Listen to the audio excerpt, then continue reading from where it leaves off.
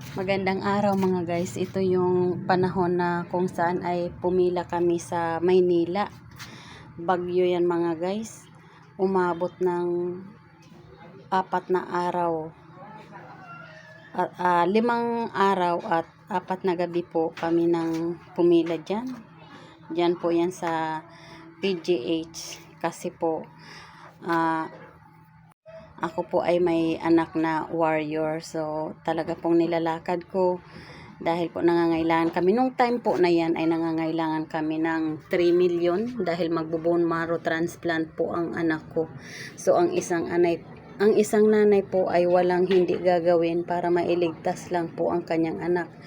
Kahit po ang susuungin nito ay bagyo, ulan, baha.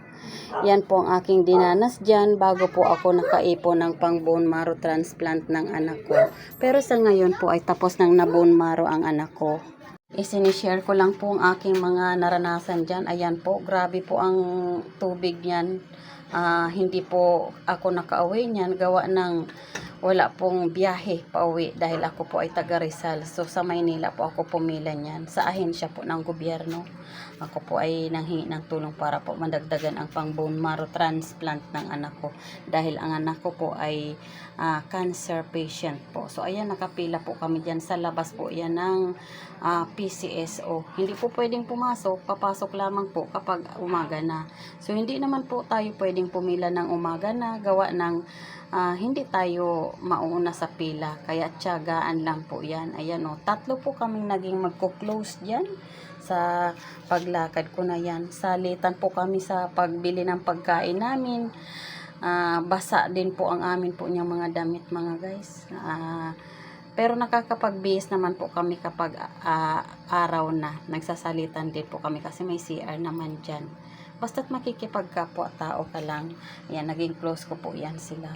Ayan po yung gate, malayo po kami sa gate kasi hindi pwedeng magtambay doon sa gate. Kailangan malayo lang. Kasi sabi first come first serve. Ang inaabangan lang po namin ay kapag yung oras na ng pagpapasok ay pipila na kami. Nga lang ay nag-close po yan ng ilang araw gawa ng sa bagyo. Walang makapasok din ng mga workers. Kaya tsinaga na rin po namin, hindi kami umuwi. 4 na gabi nga po kami dyan at 5 araw. So yung anak ko naman po or yung pamilya ko, pwede naman po sila sa akin magpadala ng food or ng damit. Kaso nga lang po, nung time na yun, walang biyahe dahil bahang-baha po dyan. Yung pangalan ng bagyo na yun ay yung Karen, kung naaalala nyo po yun. Naandyan po ako sa pila ng PCSO. Pero tsinaga ko po yan. Magdamag na basa. Tingnan nyo po mga guys ang sapatos, basang-basa. Ang akin pong, ang pantalon ko po niya, nakapagpalit na po ako niyan. Kasi may baon naman po akong damit sa talagang nanginginig sa lamig dyan. Ganyan lang po ang pwesto namin sa loob ng 4 na araw naming pagpila dyan. Walang higa, walang upo lang kami. Tayo, upo, ganyan. Magpapalitan kami. Halimbawa kung sino ang bibili ng pagkain, magpapadala. Kasi 3 nga po kaming magkakasama dyan. Senior ko lang po yan sa inyo para maging inspirasyon po ninyo. Ayan po ang lagayan ng aking damit. Plastic po yan. So, hindi nababasa. Nasa likod ko naman po yung backpack ko. Yung mga papers kasi hindi pwedeng pumila ka na kulang ang papel mo gawa ng hindi ka rin nila mabibigyan. Pero sa awa ng Diyos niyan mga guys ay nabigyan po ako dyan pandagdag po ng pang bone marrow ng aking anak. Kaya sa mga merong pagsubok na kinakaharap sa buhay dyan, tatagan nyo lang po ang inyong kalooban kasi ako po, lahat po talaga ng pagsubok ay halos dinanas ko na bilang isang nanay dahil gusto ko pong madugtungan ang buhay ng aking anak. 5 years na po kaming nakikipaglaban sa cancer ang anak ko.